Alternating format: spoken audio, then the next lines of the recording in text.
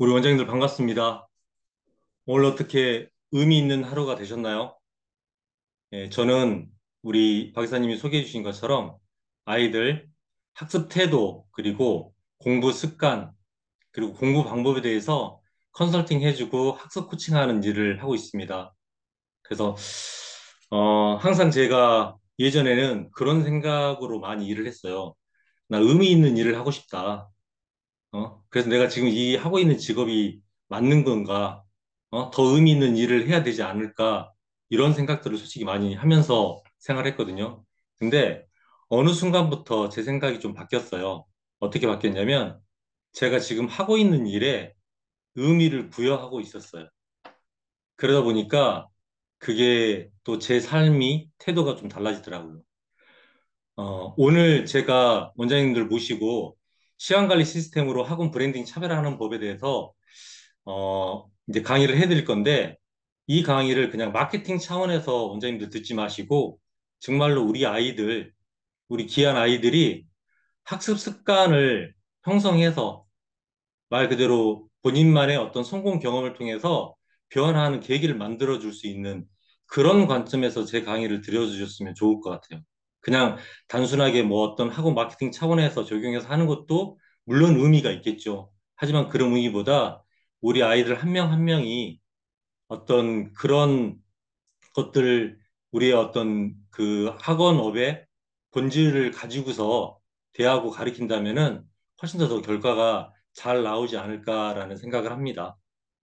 그래서 오늘 제가 이 다섯 가지 목차로 해서 한 시간 동안 강의를 할 건데요. 첫 번째, 이제 관리형 학원의 성공 사례, 그리고 목표 수립 방법, 그리고 효율적인 숙제 관리 방법. 그래서 진짜로 지킬 수 있는 플래너를 어떻게 작성하고 어떻게 적용해서 어떻게 관리하실지에 대한 부분들 말씀드릴 거고요. 그 다음에 학교 수행평가 관리하는 법, 그리고 시험 계획표 작성하는 습관 만드는 것들. 이렇게 해서 오늘 강의를 진행하고자 합니다. 그래서 강의 진행하기 전에 저는 원장님께 이런 질문을 먼저 한번 드리고 싶어요. 원장님, 우리 학원을 한마디로 표현하고 정의하면 어떤 학원입니까? 그냥 티칭 주도형 학원입니까? 안 그러면 관리 주도형 학원이에요? 안 그러면은 입시 연구소를 하고 있는 입시 주도형 학원이에요? 안 그러면 뭐 원스톱으로 토탈 다 하고 계시는 학원인지. 그리고 또 다른 질문. 그렇다면 우리 학원이 다른 학원과 차별화되고 내세울 만한 키워드가 있는지, 있다면 무엇인지. 그래서 학부님들이 오셔서 상담을 할 때 정말로 우리 원장님들이 자신 있고 당당하게 우리 학원을 소개할 수 있는지, 그리고 더 나아가서는 그 원장님들의 어떤 학원의 경영하시는 그런 부분들, 그리고 상담하는 그런 부분들을 봤을 때 요즘에 학부모님들 굉장히 똑똑하시잖아요. 예. 그래서 그 내면에 우리 원장님들이 갖고 계신 어떤 교육 철학, 아이들을 대하는 어떤 태도, 그런 부분들까지 느끼고 가시는 분들이 굉장히 많으시더라고요. 그래서 강의 드리기 전에 이런 말씀을 먼저 한번 드리고서 이런 질문을 먼저 한번 드리고, 그런 어떤 우리 학원, 내 학원에 대한 어떤 정의, 우리 학원은 진짜로 어떤 학원인지, 그리고 우리 학원이 다른 학원과 말 그대로 차별화되어서 내세울 만한 그런 특징이 있는지, 키워드가 있는지, 이런 부분들에 대한 고민을 하시면서 강의를 들으셨으면 좋겠습니다. 먼저 지금 방학이라 그렇지만 저도 오늘 애들 만나고 왔지만 요즘 부모님들이 관리형 학원이나 관리형 스터디 카페를 굉장히 선호하시죠. 방학하기 전에 애들 벌써 진짜 관리 잘한다는 스터디 카페 목동도 있지만 뭐 방학하기도 전에 먼저 마감 다 돼서 대기하고 있고 그런 경우들이 굉장히 많이 있거든요. 학원도 마찬가지. 특히나 이따가 시간 관리할 때 제가 또 아이들 가장 중요한 방학 중 생활에 있어서 중요하게 지켜야 되는 그런 시간 관리 중에 하나가 기상 시간과 취침 시간이거든요. 요즘에 아이들 아침에 늦게 일어나는 애들 굉장히 많고요. 늦게 일어나는 이유 중에 하나가 저녁에 늦게 자니까. 그래서 하루가 그냥 관리 없이 그냥 방치하다 보니까 그렇게 저렇게 방학이 아무 목표도 없이 결과도 없이 성과도 없이 그렇게 지나는 경우들이 굉장히 많이 있어서 그래서 어머님들이 진짜 말 그대로 지금은 그냥 티칭만 해주는 그런 학원보다도 관리해주고 또 스터디 카페도 마찬가지, 독서실도 마찬가지 그런 관리해주는 그런 데를 선호하고 있습니다. 요즘에 AI가 굉장히 많이 좀 중요시되고 부각이 돼서 지금 원장님들 챗GPT도 많이 사용하시고 그렇게 하시잖아요. 얼마 전에 대전에 내려갔는데 대전에 그런 그 독서실이 생겼어요.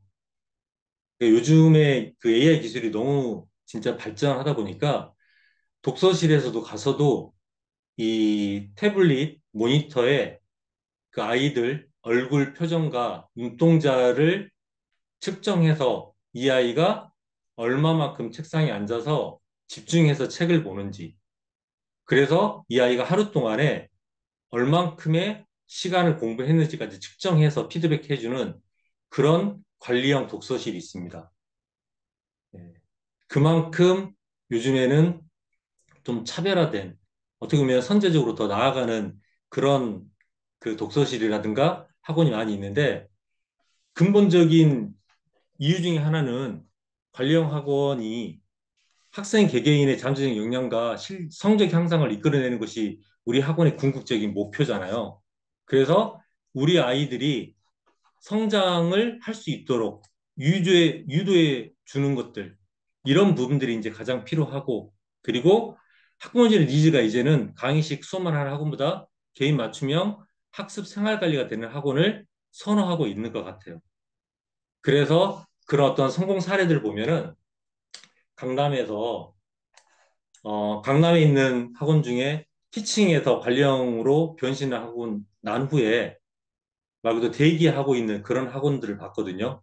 그래서 기존의 이 학원도 마찬가지 수학 중심의 강의식 학원으로 운영됐고, 그리고 이제 수업 끝난 후 복습이 제대로 이루어지지 않는다는 그런 어떤 문제점이 있다는 거를 원장님이 아시고 이제 전부 다 아이들을 담임대로 다 바꾸셨어요. 그러다 보니까 아이들 개개인별로 스터디 플래너를 작성시키고 또 피드백하다 보니까 아이들이 말 그대로 자기 주도적 학습이 가능한 아이들로 바뀌면서 학원 만족도도 급상승하고 그에 따라서 성적도 큰 폭으로 향상되는 그런 어떤 학원이 됐거든요. 그리고 부산에 있는 이 학원은 마찬가지 단과 학원이었는데 관리형 시스템을 추가한 후 학부모들 만족도라든가 특히 학생들 만족도가 굉장히 좋아졌어요.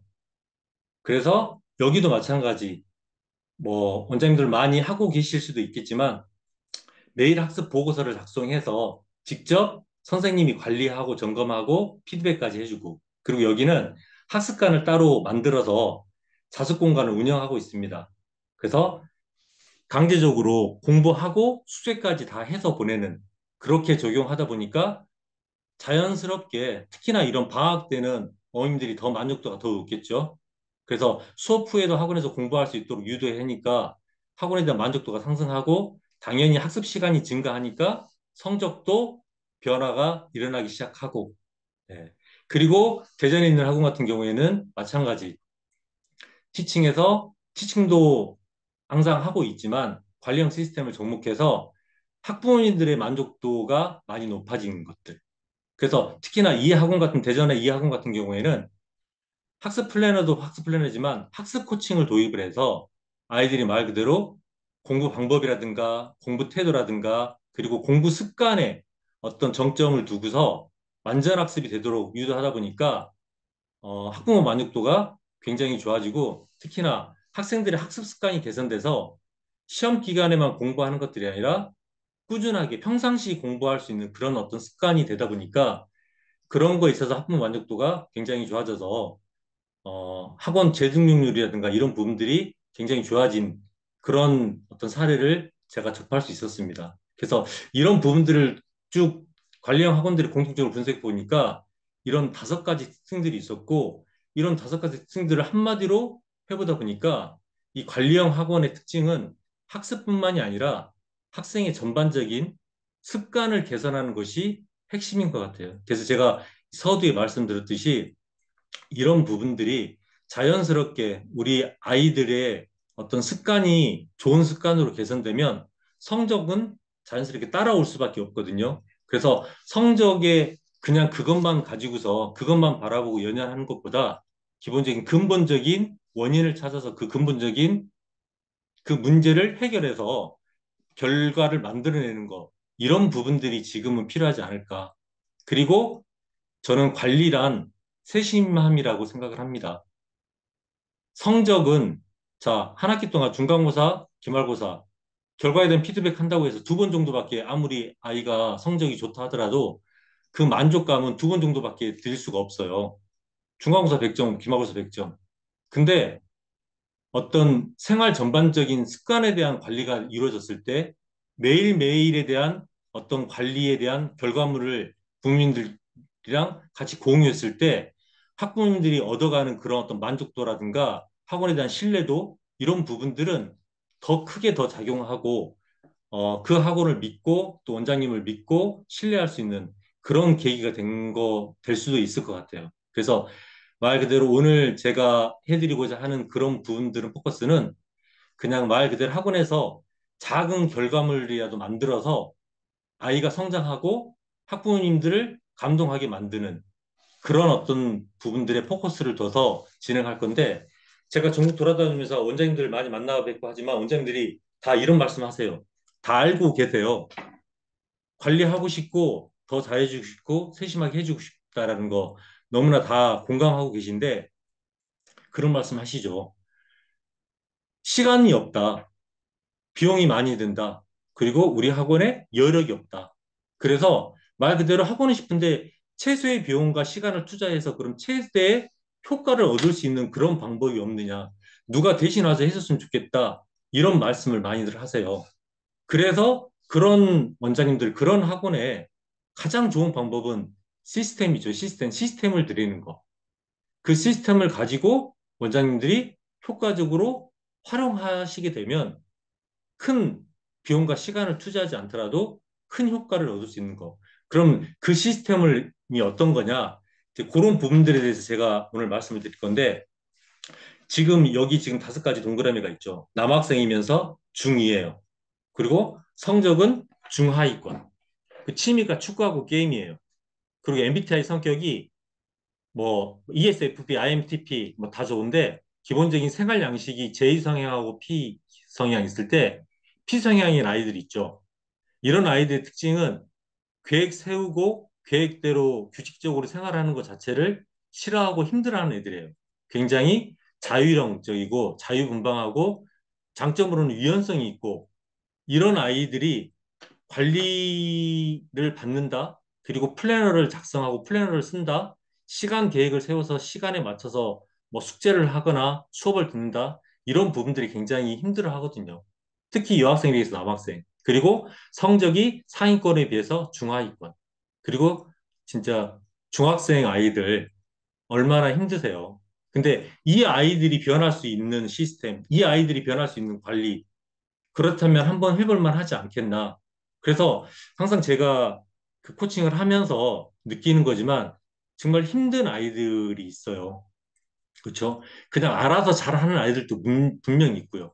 근데 그 힘든 아이들, 어려운 아이들이 변화했을 때 저희들이 얻는 그런 그 에너지라든가 이런 보람, 그런 또 성취감, 이런 부분들은 훨씬 더 큰 것 같고, 그리고 지금의 그 아이들 변화를 시키고 성적을 향상시키는 아이들은 상위권, 최상위권 아이들은 진짜 본인들이 알아서 하는 그런 부분들이 있어서 이 중하위권 아이들, 그리고 기본적으로 관리가 잘 미치지 않는 이런 아이들을 어떻게 변화시켜서 학원의 중심으로 만들어 가느냐, 이런 것들이 저는 가장 중요하다고 생각을 합니다. 그래서 원장님들이 생각할 때 기본적으로 갖고 있는 그런 생각들을 버리시고 완성형이라고 생각하지 마시고요. 그래서 제가 원장님들께 이 3가지 단계에 대해서 제시를 해드리는 거예요. 가장 쉬운 단계, 완성형 단계로 시작을 하면은 진입 장벽이 문턱이 너무나 높죠. 지금 아까 말씀하셨지만 남학생에서 중2 아이들, 중하위권 아이들, 얘네들이 시간 관리 플래너 제대로 쓸 수 있을 것 같아요? 쉽지 않습니다. 그런데 쓸 수 있는 아주 쉬운 단계, 그런 플래너는 충분히 쓸 수 있게끔. 근데 거기에는 또 원칙이 다 들어가 있죠. 플래너의 원칙은 플랜 투 C, 계획하고 실행하고 평가까지 했을 때 그 플래너가 의미가 있는 거거든요. 그 다음에 이제 관리 두 번째 단계. 이런 부분들이 정착이 되면 그 다음에 좀 노멀하게 보통의 평상시에 할 수 있는 그런 어떤 관리. 그리고 관리 3단계 베스트. 최상위권 아이들 그리고 상위권 아이들이 적용시켜서 더 큰 성과를 낼 수 있는 이런 부분들. 그래서 이런 어떤 관리의 부분들을 좀 제가 차별화시켜서 오늘 원장님들께 말씀드리고자 합니다. 그래서 그냥 완성형이라고 생각하지 마시고 그런 말씀 많이들 하세요. 예전에 다 해봤다. 나 이런 것도 다 해봤는데 이거 해보니까 못하겠더라. 하는 애들 별로 없더라. 그래서 실패하는 그런 부분들이 굉장히 많았다. 이런 말씀들 많이 하셔서 정말 좀 쉽고 편하고 가장 간단하게 적용할 수 있는 그런 부분들. 그렇지만 기본적으로 꼭 해야 될 것들은 집어넣어서 할 수 있게끔 그런 부분들을 원장님들께 조금 소개해 드리고자 합니다. 그래서 관리형 학원의 체크 포인트라고 뭐 굳이 말씀드리기는 뭐 하고 기본적인 성적 관리는 당연히 해야 되겠죠. 그래서 여러 가지 목표 관리라든가 태도 관리, 생활 관리, 시간 관리, 수행평가 관리, 숙제 관리 이런 부분들은 아마 원장님들 그 학원 여건이나 환경이나 그런 부분들에 맞춰서 선별적으로 선택과 집중하는 그런 선택이 됐으면 하는 바람입니다. 그래서 첫 번째 이제 목표 관리에 대해서 말씀드릴 건데 이 목표는 아이들이 어떻게 보면은 우리 학원에서 아이가 새로 등록을 했으면 이 아이가 가지고 있는 목표가 무엇인가를 파악하는 게 우선은 가장 중요한 거죠. 성적 목표가 될 수도 있고 생활 목표가 될 수도 있고 이 아이가 이거를 바라는 우리 학원에 옴으로써 얘가 바라고자 하는 것들을 파악하는 것들 이런 것들이 굉장히 중요한데 이 목표 관리의 저는 핵심은 집중력을 길러줄 수 있다고 생각을 합니다. 그리고 몰입을 할 수 있는 가장 중요한 요소 중에 하나가 목표예요. 목표가 있을 때 없을 때 몰입도는 당연히 다르거든요. 우리 원장님들 예를 들어서 친구랑 같이 배드민턴 그 공원에 가서 배드민턴을 치더라도 재미로 칠 때하고 뭐 점심 내기라든가 음료수 내기 어떤 내기가 걸렸을 때 목표가 생겼을 때 어떤 집중도는 달라지죠. 그러니까 우리 아이들도 마찬가지예요. 기본적으로 집중력이 떨어지고 몰입도가 떨어지는 가장 근본적인 이유는 목표가 명확하지 않기 때문에 그렇거든요. 그럼 이 아이가 학원에 왔을 때 어떤 목표로 어떻게 공부하느냐 이 부분들을 잡아주는 게 저는 가장 중요하다고 생각을 합니다. 그래서 어떤 아이들은 꿈을 많이 꾸죠. 근데 이 꿈에 대한 정의는 이렇게 내릴 수가 있어요. 이루어지지 않을지도 모르는 일을 이루어질 거라 기대하며 혼자 상상하는 것. 그리고 목표에 대한 정의는 그 꿈을 이루기 위해서 구체적인 계획을 세우고 시간을 투자하고 마침내 이뤄내는 그런 일련의 과정, 활동, 이런 것들이 저는 목표라고 생각을 합니다. 그래서 이 목표를 이루기 위해서 원장님께 제가 제시해 드리고자 하는 거는 그 보이는 것으로 바꿔주는 거. 이 보이지 않는 목표를 보이는 것으로 바꿔주는 첫 번째 단계가 원장님께 소개해 드리고 싶은 게 이 만다라트 목표 달성표예요. 2024년에 세계에서 가장 핫했던 운동선수가 저는 오타니 슈헤이라고 생각을 합니다. 예. 근데 이 오타니 슈헤이가 물론 연봉도 많이 받고, 그렇지만 인성적으로도 굉장히 훌륭한 선수인데 이 오타니 슈헤이가 고등학교 1학년 때 자기가 이 드래프트 1순위에 들어가기 위해서 8가지 실행 목표를 세우고 또 그 8가지에 대한 실행 목표 한 세부 실행 목표를 세웠던 게 이 만다라트 목표거든요. 근데 이렇게만 보면은 어려워요. 우리 아이들이 어떻게 적응할 수 있을까?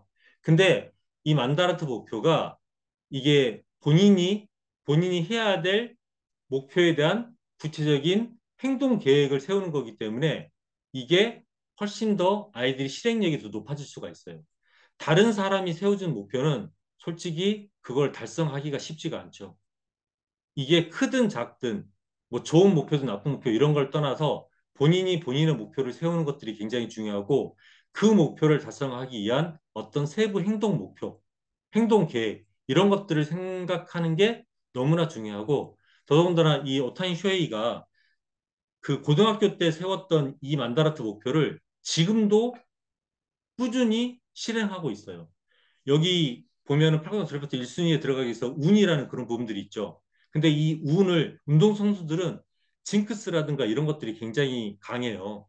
그래서 본인이 꼭 어떤 일정한 루틴에 맞게끔 행동하고 생활하고 이런 것들이 있는데 오타니 쇼의 이 운이라는 그런 부분들 이거를 본인은 어떻게 승화시켰냐면 쓰레기 줍기로 승화를 시킨 거예요.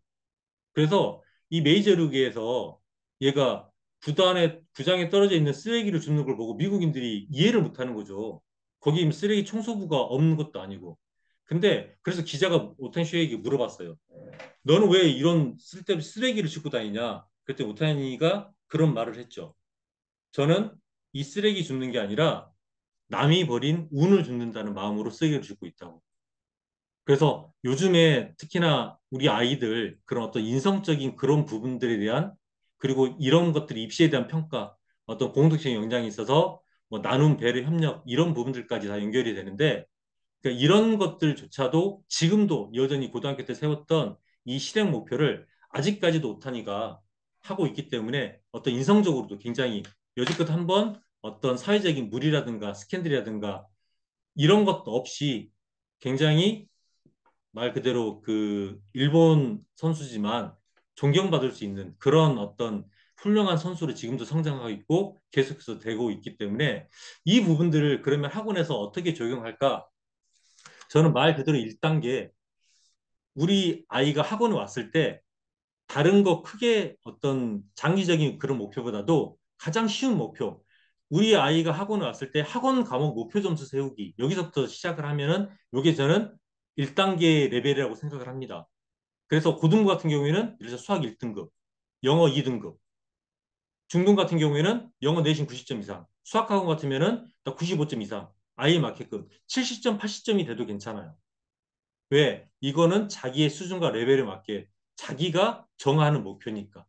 그랬을 때 그 아이의 어떤 실력이라든가 성적이라든가 목표에 대한 이런 부분들, 그리고 이런 것들을 통해서 원장님들이 이 아이가 어떤 생각과 어떤 목표를 갖고 있는지 또 파악할 수도 있고, 그리고 이 8가지 어떤 실행 목표들이 좋은 게 뭐냐면 나중에 이런 부분들에 대한 가이드도 제시해 드리겠지만 예복습 이 목표 예를 들어서 수학 1등급을 받기 위해서 예복습 어떻게 해야 되겠고 숙제 관리 어떻게 하고 또 여가 시간 내가 핸드폰 시간 조절 어떻게 줄여 나갈 것인지 그리고 출석이라든가 지각 이런 부분들 신경 쓰면서 얼마나 내가 성실하게 이 학원 생활을 할 것인가에 대한 어떤 행동 규범을 그리고 행동 목표를 실행 목표를 적는 것만으로써 의미가 있다고 생각을 합니다. 그래서 학원에서 활용할 수 있는 그런 부분들은 이런 부분들 학부모님들과도 공유해도 해도 되고 특히나 인간관계 쓰게 되면은 뒤에도 보여드리겠지만 애들이 부모와의 인간관계, 선생님과의 관계, 그리고 친구들과의 관계 이런 것들에 대해서 굉장히 고민하는 애들이 의외로 많거든요. 근데 이런 거에 대해서도 아이들이 생각하면서 본인의 목표, 학원 생활 이런 부분들을 할 수 있기 때문에 애들이 이거를 작성하는 것만으로도 저는 의미가 있다고 생각을 해요. 그래서 이 부분들이 어느 정도 된다 그러면은 그 다음에 스텝 2단계로 이제 6개월 목표를 설정하면 되겠죠. 그래서 6개월 동안에 이게 6개월 목표라는 의미 자체가 한 학기 목표거든요. 그래서 이 부분들이 2단계의 목표고 3단계 목표는 정말 잘하는 최상위권 아이들 이런 아이들은 64가지 실행 목표에 대해서도 써볼 수 있는 그런 어떤 계기를 만들어주는 거. 이 부분들이 필요하고 지금의 학원에 있어서는 이 목표는 저는 이 1단계 목표는 충분하다고 생각을 합니다. 그래서 신입 아이들이라든가 기존에 있는 아이들 이 목표를 써서 그 교실에 붙여놓는 거죠. 내가 이 학원에서 해야 될 목표가 무엇인가. 그리고 달성됐을 때 아이들은 이런 부분들을 통해서 성공 경험을 해보는 거예요. 이런 경험. 그래서 그런 성공 경험들이 모여서 어떤 계기가 만들어지는 거고 변화의 계기가 생기는 거고 그랬을 때 애들이 변화하는 거지 갑자기 어느 순간에 뭐 개가천성해서 마음이 바뀌어서 뭐 그렇게 변하는 애들 없거든요. 그래서 작은 성공 경험. 그래서 점수대가 뭐 너는 왜 100점 안 하고 90점 했어? 왜 너는 뭐 80점 했어? 이렇게 말할 필요가 없어요. 그 아이의, 그 아이가 하고자 하는 그 목표 점수, 그걸 우선은 존중해주고, 그런 부분들이 달성됐을 때, 그 다음에 스텝 2단계 넘어가면 되고, 그리고 이런 부분들, 만다라 작성 가이드도 저희들이 이제 보내드리고 제공해 드릴 건데, 이런 부분들도 마찬가지. 학교 생활에 있어서 학교 규칙 잘 지키기, 수업 집중해서 듣기, 모르는 거 체크해서 질문하기, 학교 생활 열심히 참여하기, 수행평가 만점받기. 그리고 자기주도 학습에서 예복법, 계획서, 계획표 작성하고 실천하고 오답 정리하겠다. 그리고 체력 및 여가에서 꾸준한 운동하고 아침밥 먹기. 이런 소소한 목표를 세웠을 때 애들이 아까도 제가 말씀드렸잖아요. 보이지 않는 것을 보이게 만드는 게 목표고 적는 데 의미가 있다. 적었을 때 내가 다시 한번 생각하게 되고 이거를 상기하게 되고 그리고 이런 부분들이 내 집에 어머님들께 보내드렸을 때 아이의 책상 위에 이 목표가 있거나 또 학원에 내 교실에 이 목표가 붙여져 있을 때 아이들이 오고 가면서 보면서 이 목표에 대해서 다시 한번 생각하고 목표가 있는 아이가 되는 거죠. 그랬을 때 목표가 아까도 제가 말씀드렸듯이 이 부분들이 집중도와 몰입도를 높여주는 가장 큰 요인으로 작용을 하거든요. 그래서 원장님들이 이런 부분들은 스텝 1으로 가장 쉬운 1단계 이 9가지 목표 학원에서 목표하는 점수 이걸 가지고서 아이들한테 제시해서 이 목표를 작성해 보는 것도 굉장히 좋을 것 같습니다. 이게 지금 이제 완성형으로 만다라트 목표예요. 그래서 이렇게 하는 애들은 정말로 상위권 아이들, 그리고 여학생 아이들이라든가 남학생 아이들도 목표의식이 굉장히 좋은 애들이 있거든요. 그래서 이런 아이들이 이렇게 3단계로 완성형으로 만다르트 목표를 작성하는 것도. 그래서 이런 부분들을 학원에서 딱 비치해 놓고 특히나 원장님들 이런 자료들이 사진 찍어서 해 놓으면 인스타에 올리시고 하시면 마케팅 하실 때도 굉장히 도움이 많이 되고 말 그대로 이 학원은 목표가 있는 학원이 되는 거예요. 그런 어떤 이미지를 만들어 갈 수 있기 때문에 이런 부분들이 굉장히 좋을 것 같습니다.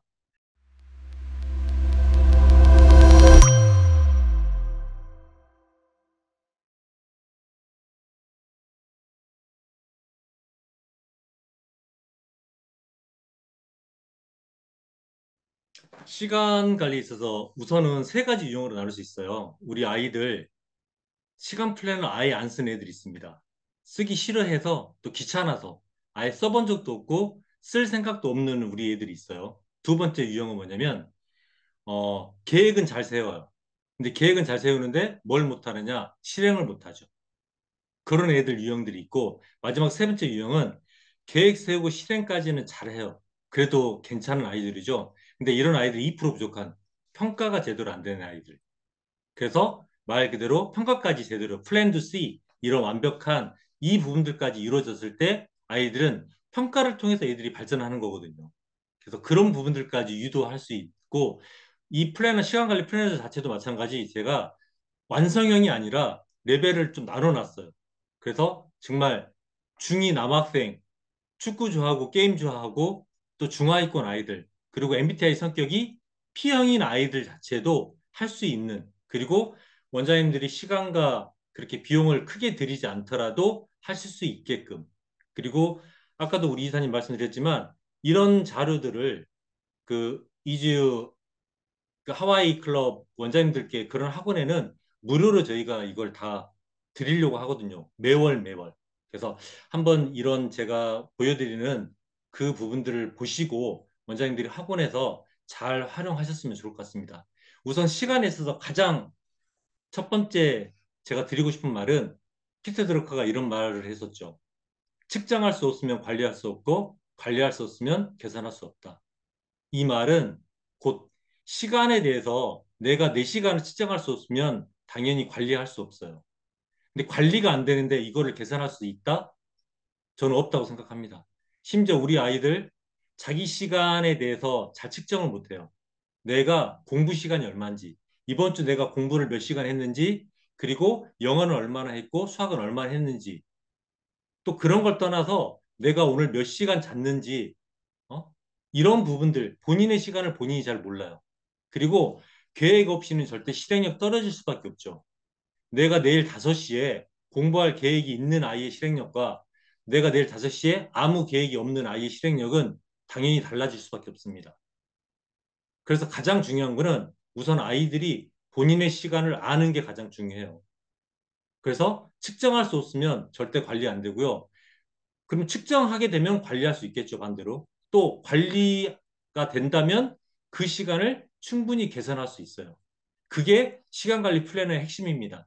그렇게 했을 때 우리 아이들이 시간을 자기 시간으로 온전하게 사용할 수 있어요. 그래서 시간 관리의 5가지 법칙. 첫 번째, 시간을 기록해야 돼요. 머리로만 생각하고 머리로 계산하고 아 이따가 5시에 학원 갈 시간 갔다 와서 뭐 숙제 해야지 숙제 내일 해야지 이런 부분들이 중요한 게 아니라 기록해야죠. 명확하게 내가 언제 무엇을 어떻게 할 건지. 그 다음에 시간을 한정돼서 사용해야죠. 마감 시간이 정해져야지 애들이 거기에 집중력도 따르고 해야 될 동기부여가 됩니다. 그 다음에 시간을 포기할 줄 알아야죠. 내가 공부를 하기 위해서는 내가 핸드폰 하는 시간, 그 다음에 텔레비전 보는 시간, 밖에 나가 노는 시간을 내가 포기해야지 내가 숙제를 해야 되고 또 공부를 해야 되고 이런 부분들이 있는 거죠. 그래서 시간을 포기하는 것들, 이런 어떤 생각들을 해야 되고 그 다음에 시간을 통합해서 사용할 수 있게끔. 하루하루 데일리 플래너도 물론 좋죠. 근데 제가 원장님들께 드리고자 하는 거는 위클 플래너, 주간 단위 플래너거든요. 주간 단위 플래너가 가장 어떻게 보면 효율적이고 효과적이고 또 시간에 대해 활용 능력이 가장 좀 뛰어나요. 데일리 플래너는 좀 시간을 오늘 했던 거 기록하고 평가하고 하는 거에서 그냥 그치기 때문에 시간에 대한 어떤 전체적인 그런 부분들이 조금 부족해서 시간에 대한 어떤 통합하는 그런 부분들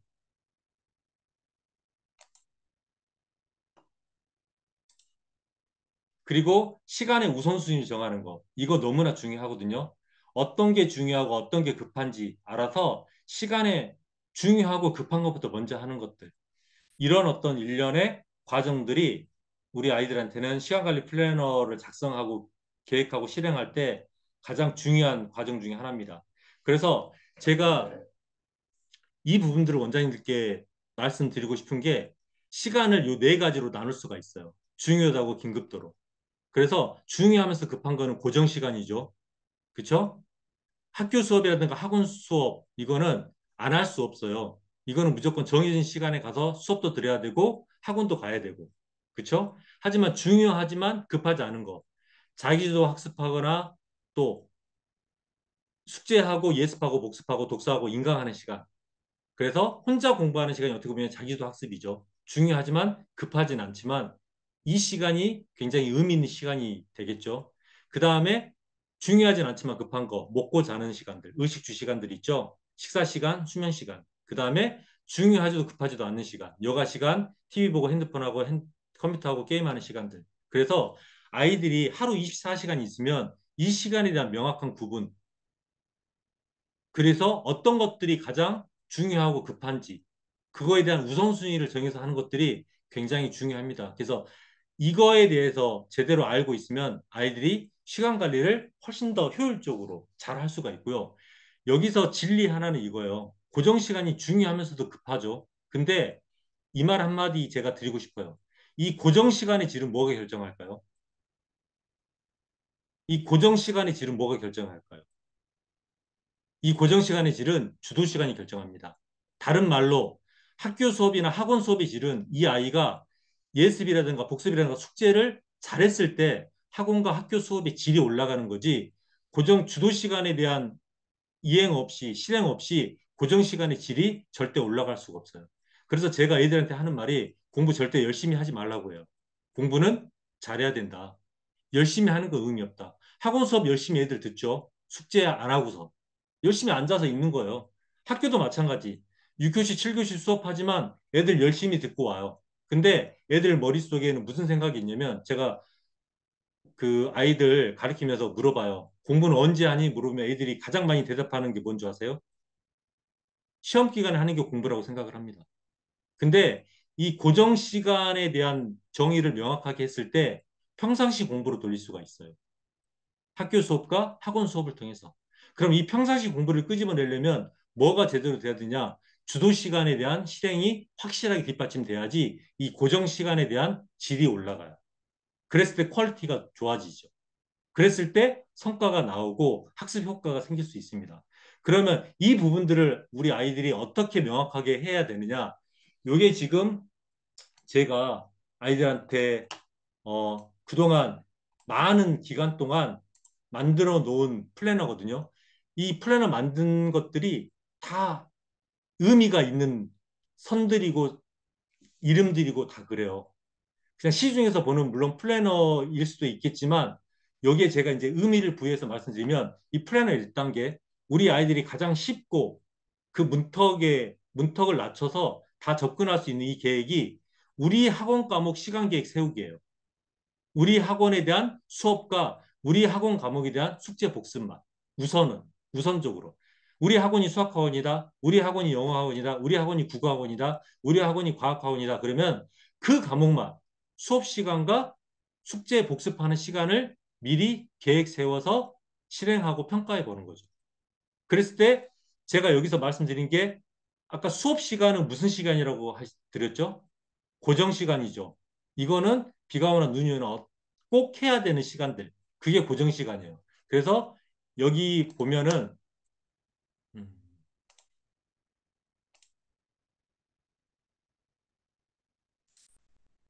요게 지금 수학학원이 지금 고정 시간 해놨죠. 고정 시간. 그래서 수학학원이 월수금이 학원 네, 5시에 시작한다 그러면 요 수학학원 5시부터 요렇게 계획선을 긋고 월요일, 수요일, 금요일 요 학원 시간을 이렇게 표시하는 거예요. 그래서 이 검은색은 눈치 빠르신 분들 아시겠지만 검은색이 고정 시간입니다. 그래서 고정 시간을 먼저 우리 학원 시간만 다 적는 거죠. 그러면은 3일 아니면 이틀이잖아요. 심지어 하루인 학원들도 있잖아요. 그러면 그것만 써보는 거예요. 우리 학원에 대한 고정 시간만. 그 다음에 이 파란색은 주도 시간입니다. 이 주도 시간. 근데 이 주도 시간을 숙제를 하려면은 뭐부터 작성해야 되냐? 여기 왼쪽 위에 있죠. 만약 여기가 수학학원이라 그러면 수학 복습 숙제 하는데 3일 가는데 숙제 하는데 시간이 얼마나 걸리느냐? 얘는 한 번 갔다 오는데 수학 하는데 숙제 하는데 3시간씩 잡아서 9시간을 잡은 거예요. 근데 어떤 아이들은 1시간에 수학 문제 20문제를 풀 때 1시간에 푸는 아이들이 있고 어떤 애들은 2시간 걸리는 아이들도 있고 어떤 아이는 3시간 걸리는 아이들도 있어요. 그러면은 이 주도 시간의 양이 다 달라지겠죠. 아이들에 따라서. 그래서 이 시간을 이거는 선생님들이 정하는 게 아니라 아이들이 직접 적는 플래너잖아요. 그래서 내가 월요일, 수요일, 금요일 5시에 3시간 동안 학원 가고 고정 시간 작성했어요. 그 다음에 갔다 와서 숙제를 한 번 갔다 왔을 때 3시간씩. 그래서 3번이니까 9시간. 그래서 이 9시간을 그럼 무슨 요일에 몇 시에 이 숙제를 할 것인가 이 계획을 세워보는 거죠. 그래서 수학 복습과 숙제를 얘는 학원 갔다 와서 10시부터 3시간 동안 하겠다. 얘는 수요일 날 마찬가지. 갔다 와서 하는 숙제가 있을 수 있고 학원 가기 전에 하는 숙제가 있을 수 있겠죠. 근데 제가 아이들 공부 습관 할 때 가장 많이 강조하는 것 중에 하나가 숙제는 갔다 와서 해라. 가기 전에 하는 거는 숙제고 갔다 와서 하는 거는 복습이며 공부다. 이렇게 아이들한테 많이 강조를 하거든요. 그랬을 때 아이들이 숙제 시간을 정할 때도 갔다 와서 될 수 있으면 정하게 되고 뭐 가기 전에 할 수도 있어요. 특히 영어 학원 같은 경우에는 영어 단어 외우고 갈 수도 있기 때문에 이런 부분들은 우선적으로 그 다음 단계로 넘어가셔도 되고 첫 번째 1단계는 심플하게 우리 학원 수업, 우리 학원 숙제 언제 할 것인가 명확하게 플래너에 계획선 세우는 것들. 그 다음에 월요일 됐을 때 그러면은 이제 이 빨간색 펜은 실행선이거든요. 내가 수학학원에서 배운 거 쓰는 거예요. 2차 함수에 대해서 배웠어. 집중도 100%. 그 다음에 숙제도 마찬가지. 임차 함수에 대해서 했고 집중도 50%밖에 되지 않았어. 휴대폰 유튜브 봐서 3시간 계획 잡는데 얘가 1시간밖에 못 한 거예요. 그러면은 얘가 기본적으로 계획 시간 3시간에 실행 시간 1.5시간. 그러면서 내가 핸드폰 1시간, 2시간 했기 때문에 그날 평가를 하는 거죠. 스스로에게 건네는 피드백 한마디. 숙제를 다 하지 못했다. 휴대폰 사용 시간이 많았다. 내일은 부모님께 휴대폰을 맡기자. 이런 식으로.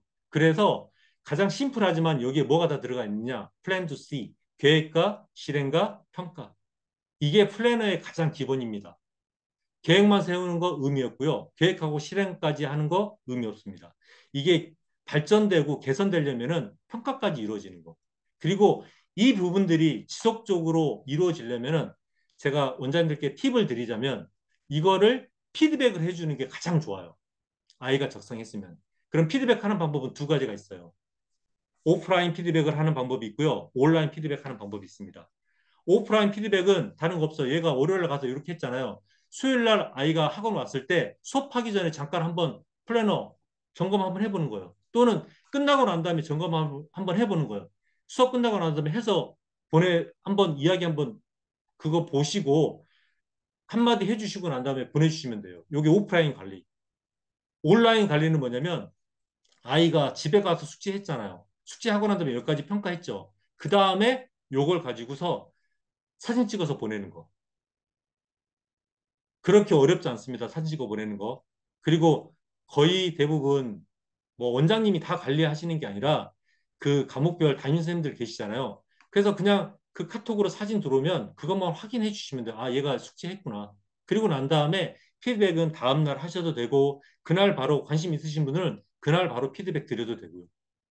그래서 이 온라인으로 관리하는 또 장점이 뭐냐면 사진 파일로 다 되어 있기 때문에 이런 부분들 인스타라든가 또 어떤 자료 뽑아서 또 그리고 부모님들께 피드백 드릴 때 사진 파일로 그냥 전달만 해드리면 어머님들이 이런 데에 있어서 소소한 제가 관리는 세심함이라고 말씀드렸잖아요.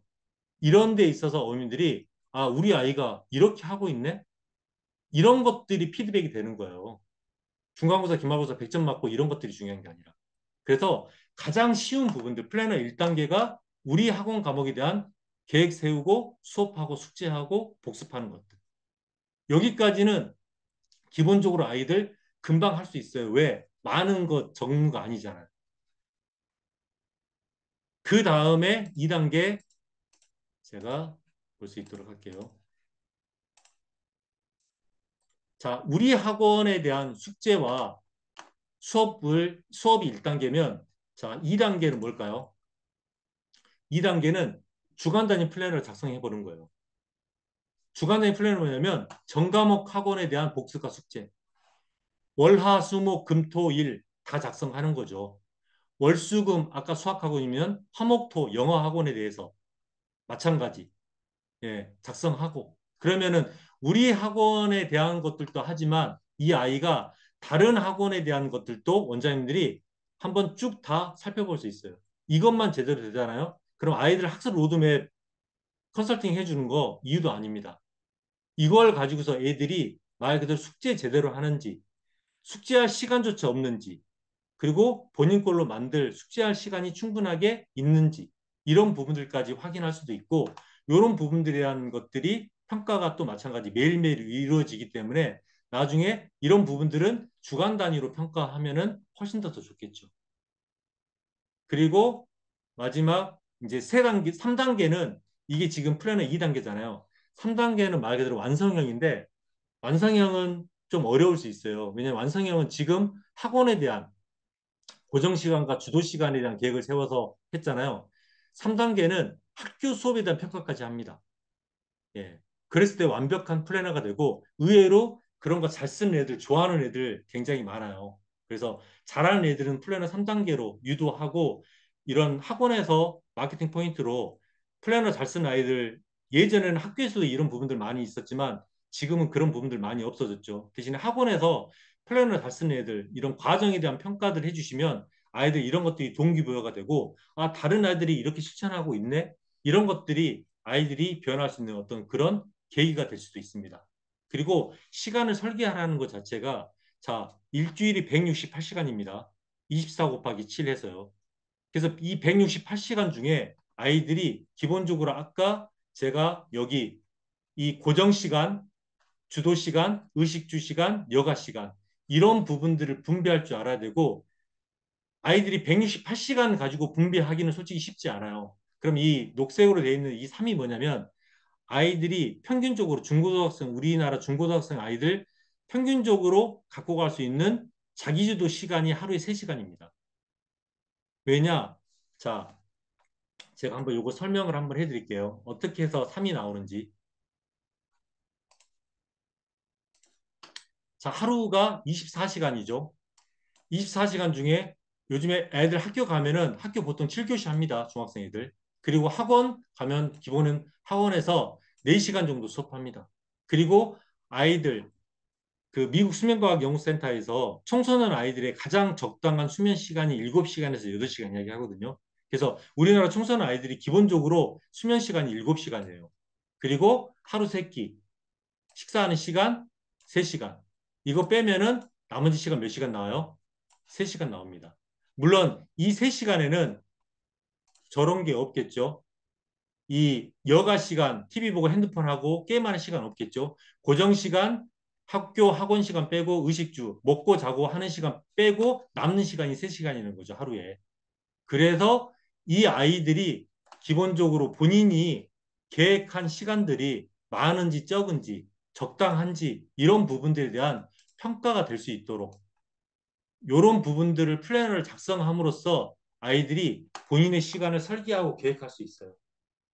이 35는 이제 주간 단위 플랜을 할 때 기본적으로 일주일 시간 중고등학생 아이들 주도 시간이 한 35시간 정도 나오는 걸로 제가 이제 말씀드릴 수 있는데 이것도 설명이 좀 필요합니다. 그래서 시간 관계상 제가 이 부분들은 다음에 18일 날 이제 그 플래너 168에 대해서 그 사용 설명서 제가 자세하게 설명드릴 때 이 부분에 대해서 다시 한번 설명드리도록 하겠습니다. 그 다음에 수행평가에 대해서 시간이 조금 갔으니까 좀 제가 좀 빠르게 간단하게 설명드리도록 하겠습니다. 수행평가도 이제 무시할 수 없는 게 학원의 목적은 아이들 성적 향상이 목적이잖아요. 근데 요즘에 학원 자체가 지금의 어떤 수행평가라든가 그다음에 그 과정 중심 평가 이런 부분들이 굉장히 중요해졌어요. 2022 개정교육과정이라든가 또 서울대 입시 뭐 개정안이라든가 이런 부분들 봤을 때 과정 평가가 굉장히 중요하고 지필 평가를 아무리 잘 봐도 70점에서 60점이에요. 왜? 나머지 30% 40%는 수행 평가로 요즘에 평가하는 학교들이 많기 때문에 학교에서 수행평가를 등한시하면 절대 성적 안 나옵니다. 왜? 지필평가만 100점 맞으면 뭐예요? 수행평가에서 점수 안 나오는데. 제가 1년에 마포에서 영어 학원, 단과학원 하고 계시는 그 원장님 아는데 그 원장님은 수행평가를 정기 커리큘럼처럼 완전히 관리해 주시거든요. 그러니까 아이들이 학교 성적이 잘 나올 수밖에 없어요. 그리고 학부모님들이 신뢰하게 되고 믿음이 돼요. 왜? 숙제를 학원에서 관리까지 아예 다 해주니까. 그랬을 때 이 효과는 되거든요. 확실하게 나오거든요. 근데 수행평가 관리가 절대 어려운 게 아니에요, 원장님. 어, 그래서 저희 그 하이클럽 원장님들께는 매달 매달 그 스토리북처럼 매거진처럼 플랜이라든가 이런 부분들 저희가 제공해 드린다고 말씀드렸잖아요. 요것도 저희가 제공해 드릴 거예요. 월별로 3월이면 3월, 4월이면 4월, 5월이면 5월 마찬가지 중학교, 고등학교 버전으로 따로따로 해서 그래서 입시 일정과 학교 생활, 학습 일정 그리고 일상생활 습관 그리고 과목별로 국어, 수학, 영어, 암기 과목은 3월 달에 어떤 부분에 중점을 둬서 공부해야 될지 이런 부분들에 대한 것들이 원장님들께도 안내드리고 아이들이 직접 받아볼 수 있도록 이런 부분들. 그래서 원장님들 카피만 해서 주시면 이런 부분들 아이들한테 제공이 되고 그리고 이 수행평가는요, 딱 두 가지만 원장님들 기억하시면 돼요. 첫 번째, 수행평가 관리의 핵심 일정 파악이에요. 언제까지 수행평가 제출을 마감일인지. 그래서 학생이 언제까지 이걸 완성할 것인지. 그것만 계획 세우면은 수행평가 관리 수월하게 할 수 있습니다. 지금 월별 수행평가 작성표 요거 드릴 거거든요. 여기 보면은 3월 14일이 수학 수행평가 제출하는 날이에요. 그 다음에 3일 전 수학 수행평가 마치는 날이 3월 10일로 계획을 잡은 거죠.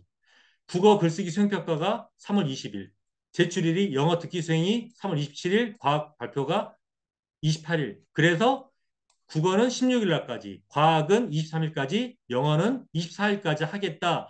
요것만 작성하면 돼요. 그래서 이 부분들도 자세히 뒤에다가 설명으로 해놨습니다.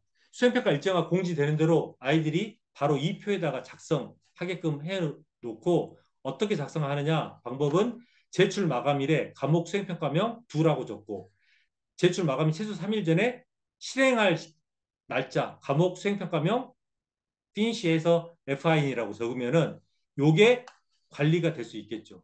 그래서 아이들이 이걸 관리하게 되면 선생님들이 자연스럽게 보실 수 있고 특히 수행평가 잘 못하는 아이들이 있고 굉장히 잘 하는 아이들이 있어요. 학원에서. 그럼 그런 학원에서 그런 잘하는 아이들, 성실한 학생들을 통해서 왜냐하면 수행평가가 거의 다 똑같잖아요. 그래서 그런 성실한 아이들 수행평가 정보를 통해서 다른 아이들까지 수행평가 일정이라든가 수행평가 뭐 그 제목이 뭔지까지 알 수 있어서 이런 부분들 그냥 원장님들이 이 표만 보시고서도 자연스럽게 관리할 수 있다는 거. 그 다음에 마지막에 시험 관리. 이 시험 관리의 핵심은 말 그대로 학원에서 분명히 다 해주실 거예요. 그런데 이거는 말 그대로 자기 주도적 성향에 맞는 아이들 양성하기 위한 어떤 과정이라고 생각하시면 됩니다. 그래서 자기만의 시험 기간을 설계하고 그 다음에 계획과 실행과 평가를 통해서 누수 없는 시험 준비 과정을 만들어가는 게 목표예요. 그래서 계획을 세울 때는 목표 설정하고 계획 수립하고 시험 분량 및 범위 파악하고 개념학습, 약점학습 언제 할 것인가 그리고 시험 준비 기간 내내 준비 과정에 대한 평가했으면 했다고 평가하고 못했으면 언제 할 것인가. 그 다음에 수업에 대한 집중, 시험 기간 2주가 남아 있다고 해서 모든 시험 범위가 다 끝난 건 아니거든요. 어떤 선생님들은 시험 2, 3일 남겨놓고 시험 범위 끝내시는 선생님들이 계세요. 그런 아이들은 예복습을 통해서 수업에서 집중할 수 있도록 학교나 학원 수업, 거기서 그래서 평상시 공부가 이루어질 수 있도록 그렇게 하는 것들. 그래서 이런 부분들을 통해서 아이들이 시험 대비 전략을 세울 수가 있습니다. 이 시험 대비 전략의 첫 번째는 저는 시험 기간 정하는 거라고 생각을 합니다. 시험 기간 정하는 거는 받고자 하는 점수를 받는데 필요한 기간이 시험 기간이에요.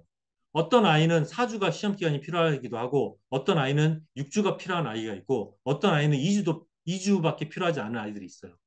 본인이 100점 맞고자 하는 점수가 목표가 있으면 그거를 받을 수 있는데 필요한 기간이 시험 기간이죠. 아이들마다 다 다를 수 있습니다. 그 다음에 계획 세우고 그 다음에 시험 보고를 한 다음에 시험 결과 분석하는 거. 기간 정하고 시험 결과 분석하는 거는 학원에서 너무나 잘 해주시는데 계획 세우는 거는 아이들 나름대로 스스로 한번 이런 표를 저희가 제공해 드리니까 투두 리스트를 제공해 드리니까 이런 부분부터 한번 작성해 보는 거. 수학만 제가 한번 보도록 할게요. 수학 같은 경우에는 4주 전에 개념학습, 예제풀이하고 개념 정리하는 것들. 3주 전에 유형 문제 풀이하고 오답 정리하고 2주 전에 응용이라든가 심화 문제까지 테스트 연습까지 해보는 것들. 그다음에 마지막 한 주 전에 백지 테스트라든가 모의 시험 보고 약점 유형 문제 풀이 하는 것들. 이렇게 아이가 이 수학 시험을 볼 때 어떻게 시험을 준비해 가는가. 이런 일련의 본인의 과정들. 그래서 제가 서두 말씀드렸듯이 이거는 아이들이 성장할 수 있는 그런 프로그램을 만들어서 아이들한테 적용시키는 거, 학원에서. 그러면서 아이들이 본인의 어떤 그 학원의 과목뿐만이 아니라 다른 학원 다니는 그런 다른 과목들도 국어라든가 영어라든가 과학이라든가 사회 역사 이런 부분들도 애들이 이런 시험 계획서를 작성해 보는 거죠. 그랬을 때 여기서 아이들이 기본적인 목표 관리라든가 생활 태도 관리, 시간 관리, 수행 관리, 숙제 관리 이런 부분들을 선택적으로 시켜서 말 그대로 지금은 이제 자기 주도형 아이가 아니라 자기 구조화 작업이 필요하거든요. 요즘에는 이제 자기 구조화 학습이라고 이야기하는데 자기 구조화 학습이 목표도 스스로 세우고 계획도 스스로 세우고 실행도 평가까지 그랬을 때 어떤 우리 학원 원장님들 선생님들의 역할이 그냥 조력자 역할들 조금씩 도와줘서 아이가 스스로 성장할 수 있게 만드는 거 이런 부분들이 굉장히 중요한 것 같아요. 그래서 이런 부분들 원장님들이 좀 고민하시고 시험 계획서도 그렇게 접근하시면 될 것 같습니다. 그리고 나중에 이런 부분들에 대해서 학원에서 더 필요하시다. 특강이라든가 이런 부분들 필요하시면은 저희 그 학습 디자인 박정원 팀장님 이주에 계시는데 뭐 시험 5주 전 과목별 시험 전략에 대해서 그 특강도 해주시고 하시거든요. 그래서 일정에 맞춰서 기간별, 과목별 그리고 무엇을 어떻게 해야 될지 그런 부분들 특강도 저희가 또 지원해 드리니까 그런 부분들도 필요하시면은 저희들한테 말씀해 주시면 될 것 같고요. 그리고 이제 마지막으로 제가 정리하자면 제가 오늘 원장님들 모시고 학원에서 쓸 수 있는 이런 부분들에 대해서 어떤 목표 관리부터 플래너 관리, 그 다음에 시험 수행평가 관리, 시험 관리 이런 것들에 말씀을 드렸는데 물론 선택과 집중해서 원장님들이 선택해서 사용하시면 돼요. 그리고 레벨에 맞게끔 아이들의 레벨에 맞게끔 선택하셔도 되고 우리 학원의 레벨에 맞게끔 선택하셔도 되고 그 진입 장벽을 낮춰서 해주시는 게 굉장히 좋은데 제가 서두에 말씀드렸듯이 저는 의미 있는 일을 하고 싶은 거예요. 제 일에. 그래서 의미를 부여하고 싶은 거예요. 그래서 어머님들이 가장 많이 원하시는 게 우리 아이들이 변했으면 좋겠다. 어떤 성장했으면 좋겠다. 이런 말씀 많이 하시거든요. 근데 그 변화의 계기는 저는 성공 경험이라고 생각을 합니다. 이런 작은 성공 경험들을 학원에서 아이들한테 제시해주고 했을 때 이 아이들은 내가 이거 했더니 이게 되네? 이러면은 그런 성공 경험이 애들이 습관으로 정착이 돼요. 시험 계획서 잘해서 시험 잘 봤으면 그 다음에 시험 계획서 쓰지 말라고 해도 시험 계획서 씁니다. 플래너 써서 효과가 있으면 애들 플래너 쓰지 말라고 해도 본인들이 알아서 플래너 쓰거든요. 그랬을 때 우리 아이들이 나중에 스스로 습관으로 정착이 되어 나가고 더 나아가서는 저는 그런 생각도 합니다. 저는 우리 아이들이 행복했으면 좋겠어요.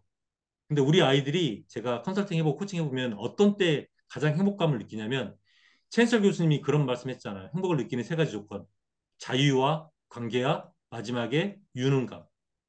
우리 아이들이 본인이 스스로 유능하다고 느낄 때 우리 아이들은 행복하게 느껴요. 근데 시험적도 성적이지만 이런 작은 성공 경험을 통해서도 그리고 원장님들의 또 선생님들의 그런 칭찬 한마디가 나의 자존감이 높아지고 내 효능감이 높아지고 그랬을 때 우리 아이들은 스스로 행복하다고 느끼거든요. 저는 그것만으로도 의미 있다고 생각을 합니다. 그래서 긴 시간 동안 우리 원장님들 강의 열심히 들어주셨는데 너무 감사드리고 혹시나 이런 부분들이 더 뭐 필요하시고 하시면은 저희 그 이주 많이 이렇게 찾아주시고 문의 주시면은 우리 또 이사님이 그런 부분들 우리 학원에 좀 도움 되실 수 있는 그런 도움들 많이 주실 거라고 봅니다.